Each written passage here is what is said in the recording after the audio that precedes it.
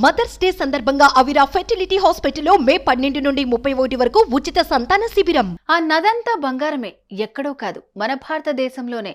ఎంతైనా తెచ్చుకోవచ్చు, ఎవ్వరు ఏమీ అనరు, కాస్త ఓపికంటే చాలు.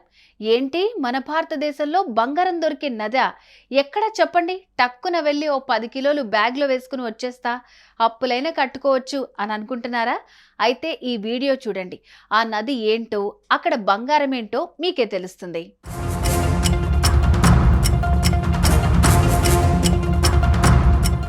ప్రజెంట్ ప్రతి ఒక్కరి చూపు బంగారం పైనే ఉంది. రోజు రోజుకు బంగారం రేటు పెరిగిపోవటం ప్రతి ఒక్కరిని కలవరపెడుతోంది. అప్పట్లోనే బంగారం కొనేసి ఉంటే అదిరిపోయేది అని అనుకునే వాళ్ళు ఎంతో మంది ఉన్నారు. అయితే భారతదేశంలోని ఓ నదిలో మాత్రం కుప్పలు కుప్పలుగా బంగారం దొరుకుతుందట. మరి అది ఎక్కడో చూద్దాం. అది జార్ఖండ్లోని సుబర్ణరేఖ నది. ఈ నది చూడటానికి నార్మల్గానే ఉంటుంది, కానీ ఇందులో టన్నుల కొద్ది బంగారం ఉంది అంటే నమ్ముతారా? నమ్మాల్సిందే, నమ్మి తీరాల్సిందే.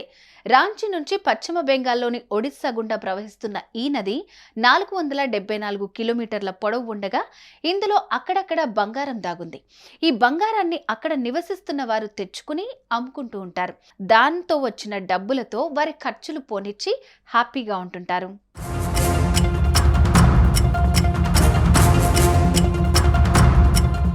ఇంత బంగారం దొరికితే అక్కడి రాష్ట్ర ప్రభుత్వం కానీ కేంద్ర ప్రభుత్వం కానీ ఎలాంటి చర్యలు తీసుకోవటం లేదా అంటే ఎస్, తీసుకుంటున్నాయి. అసలు నదిలో బంగారం ఎలా వస్తోంది అనే దానిపై 2012లో కేంద్ర ప్రభుత్వం 2 వేర్వేరు సంస్థలకు బాధ్యతలు అప్పగించింది.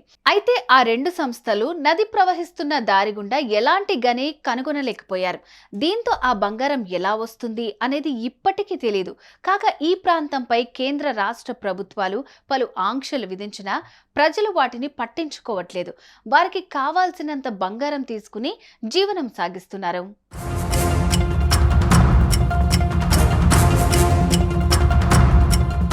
అసలు ఈ బంగారం ఎలా దొరుకుతుంది, ఎలా ఉంటుంది అనే విషయానికి వస్తే వారికి దొరికే బంగారం బియ్యం, ధాన్యం కంటే చిన్నగా ఉంటుంది. అంటే ఇసుకలో కలిసిపోయినట్లుగా ఉంటుందన్నమాట. ఇసుక కూడా బంగారం రంగులో ఉండడంతో అందులో నుంచి బంగారాన్ని కనుగొనడం చాలా కష్టతరం.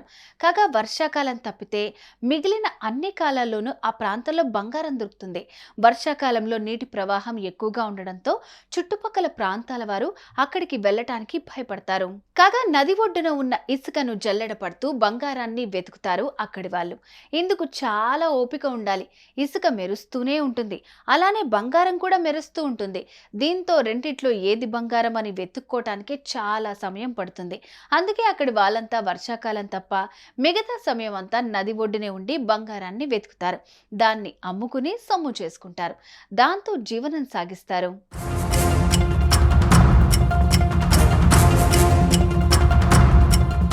ఇదంతా తెలుసుకుని ఇప్పుడు మీకు కూడా సుబర్ణరేఖ నది వెళ్ళిపోవాలనుంది కదా? నాకైతే అలాగే ఉంది. ఏదేమైనప్పటికీ అక్కడి ప్రజలకు ఇది గోల్డ్ లక్ అనే చెప్పాలి. ఇక్కడ వేలు లక్షలు పెట్టి కొనే బంగారం కాస్త ఓపికతో వెతికితే అక్కడి వారికి దొరికేస్తుంది.